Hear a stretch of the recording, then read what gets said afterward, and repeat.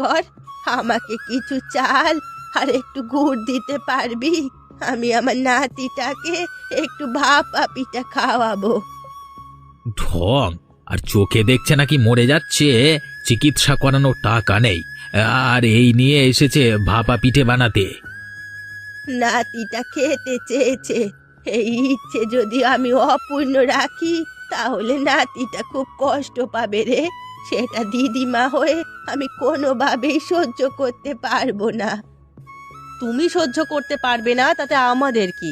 আমাদের তো কিছু যাবে আসবে না। তাছাড়া তোমাকে আমরা আগেই বলে দিচ্ছি, আমরা কোনো সাহায্য করতে পারবো না। একটু দয়া কর আমাকে, একটুখানি চাল আর একটু গুড় দিলেই হবে। নাতিটাকে যদি আমি একটা পিঠা বানিয়ে খাওয়াতে পারি তাহলেই হবে। দেখো বুড়িমা, বুড়ি হয়েছ, এখন তোমার হাতের ভাপা পিঠা এতটাও ভালো হবে না। আগের সেই কলাবতী বুড়ির ভাপা পিঠের স্বাদ এখন থাকবে না। আরে ধুর, এত কথা বলার দরকার আছে নাকি? আমরা কোনো